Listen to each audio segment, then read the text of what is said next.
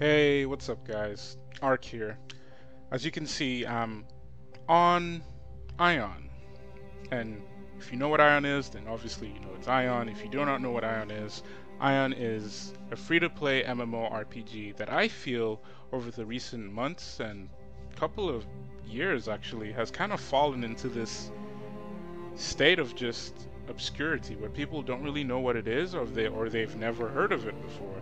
But once introduced to it, they're just kind of blown away by what you can do and the different elements that make up Aion.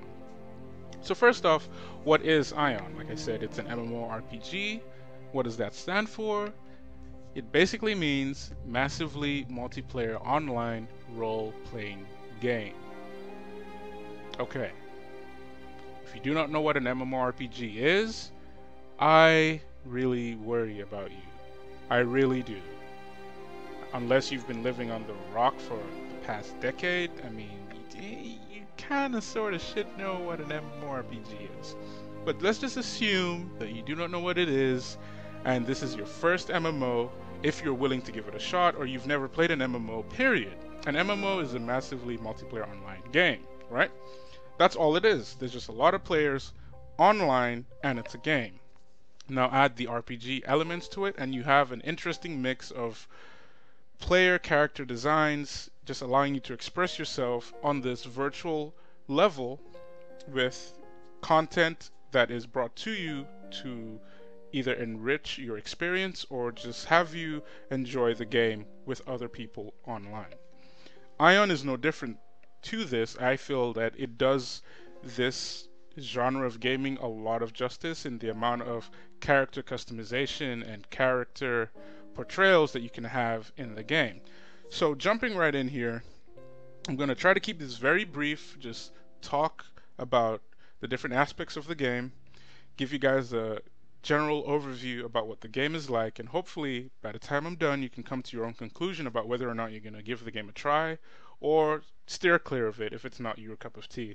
It's that simple. It is really that simple. Alright, so let's go ahead and jump into the character creation first, and I'll put a link in the video just describing all the different aspects of the game. And if you want more content like this, leave a comment, let me know. But for now, let's talk about the characters. There are two factions in the game. There is the Elios, and there are the Asmodians. And let's read over what the Elios are. So it says, Elios, we are the Elios, the rightful lords of Elysia, the lower half of the shattered world of Atreia. Like the ancient Atreians, we dwell in light and warmth, and our culture is rich beyond compare. We are blessed with elegance, beauty, and our skin with warmth and radiance. So take with that a grain of salt, because I play Elios. I might be slightly biased, but not everyone that plays Elios and not all the characters in the Elios faction are so cocky. A few of them are, but not all of them are like that. Now the Asmodians. The gloom-cursed Asmodians dwell in the upper half of our world. Since the cataclysm, they have become fierce and bestial, with manes and pointed claws. Their bodies are muscular and monstrous, and their eyes glow red when they are roused to anger. This is true.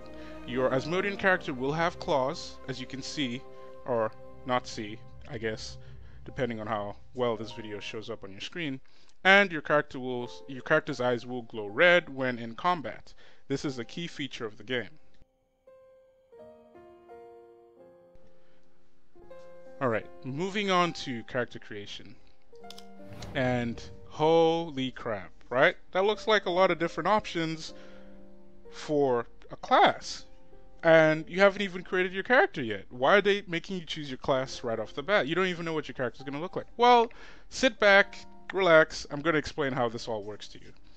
There are main classes and subclasses. It is ideal you pick your main class first, because the game wants to introduce you to what your character's skill sets are going to be like and what your character's actions are going to look like in game. It has a very deep and rich character creation system, and that's what I'm going to go over. So you have the warrior, which you can pick male or female.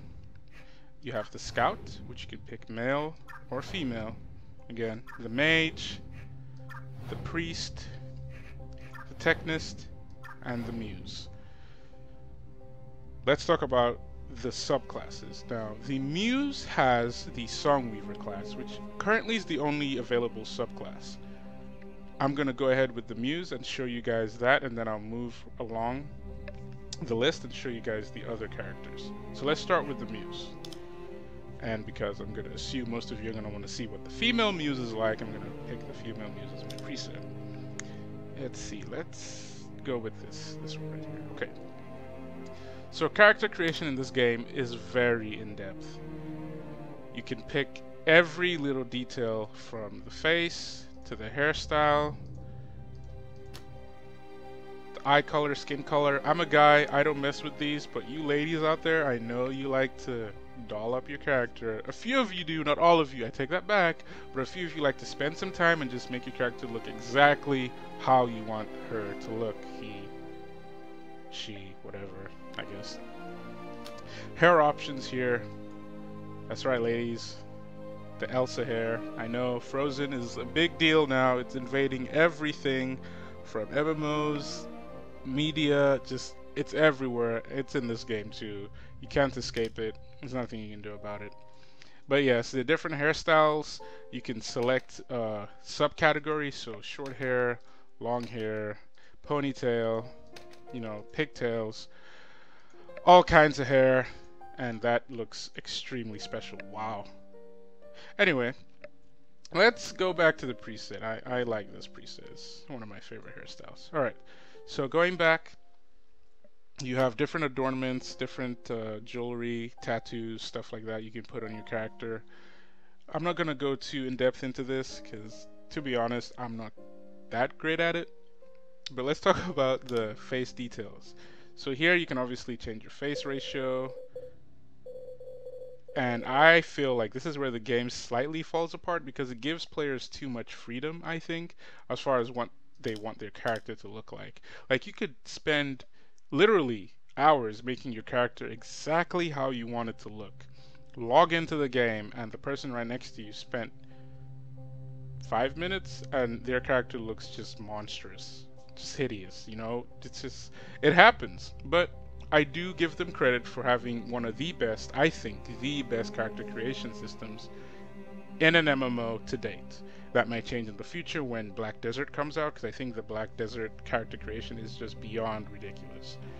But right now, Aion, I think, has the best character creation of any MMO on the market. You can change your body, obviously. You can pick presets if you want. Or you could just, you know, mess with the sliders. Torso, all that. Increase the thickness. I happen to like thicker females. That's just me. So hate it or love it, I just seem to like thicker females. It appeals to me. But yeah, you can pick your presets again: mature, young, cute, unique, and then you can preview what different outfits for your class would look like later on in the game. Again, Aion is very player-centric. It focuses on giving you an experience that you create, or enriching your experience rather. So items in the game can be skinned. World of Warcraft calls it transmogrification. A few other games call it like armor retuning or replacement. Aion's skinning system is the same thing, except it's just more open. For example, the outfit I'm wearing right now might have a certain stat to it, or a certain set of stats to it, and I like the look of, say, this outfit. I could skin this outfit onto the previous one, except now it would just look like this. I'm sure you guys already know what this is. If you've played any of the MMOs that have this feature, that's exactly what it is. You can create a character, create content based on what you want your character to look like. So combine that with the already robust character creation and you have a really, really deep player-centric character design for you, the player. I'm not going to go into detail about where you can get these sets. I'm not going to spoil it for you, but a lot of these sets are really interesting, to say the least.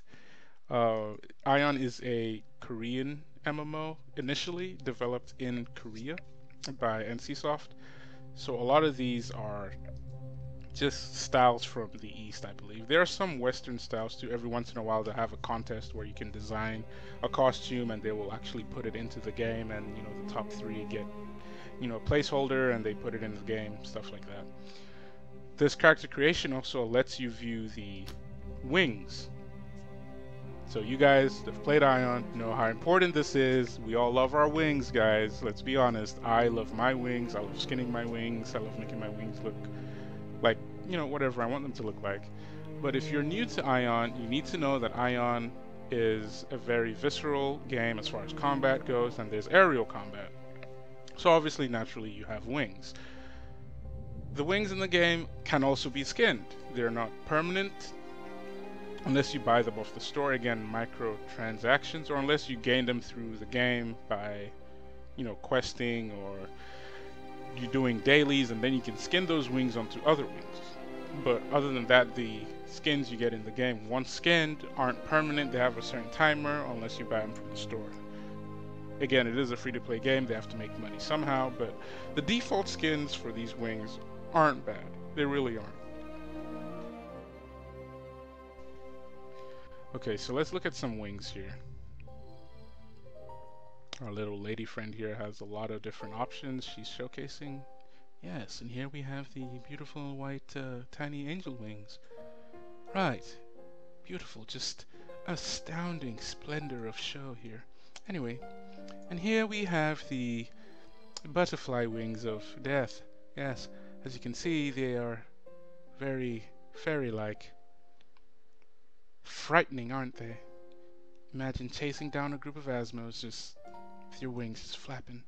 The horror, the sheer shock, the disdain and disbelief, the terror in their eyes as you murder each and every one of those Asmodians in that group that you're tracking down in the middle of Tiamaranta. Alright, I'm gonna stop before I get myself smacked. Moving on. I'm just gonna go through all the wings here really quickly. Some of them can get very extravagant, as you can see. Again, this is just for the first time viewers or people that are new to Aion, have never heard of Aion. This is just to show you what the wings are like. And now let's look at the skills. The skills in the game are very, very flashy. If you've played Terra online, then you know what I'm talking about. The skills can look very, I guess, to the point where they almost put a strain on the graphics processor at times. And it's just because of how the game's made. It's made to be very flashy, very shiny, very appealing to the eyes, but it's also very rich and deep. Don't let the whole flashiness of the game take away from your perspective or expectations of the game. It is very good as far as combat is concerned. There are chains in the game, there are different aspects of the game that you can explore that will give you just that satisfaction of knowing that you took the time to create your character and make your character look the way you want them to look. So these are just the skills here, just showcasing some of them.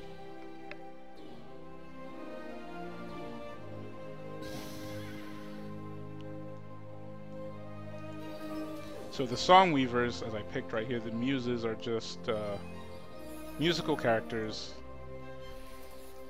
A lot of the skills are music-based or song-based, I guess. Think of like Songcraft or similar skills like that on Archage, for example. And that's pretty much it. I'm gonna go ahead and create a character. You can also change her voice. You know, youthful, seductive, tough. Doesn't really matter. And I guess Yorlith, I guess is a good name. I've been playing a lot of Shadow of Mordor, so I'll just go with that. And let's just create this character. And there we go. Our muse is created.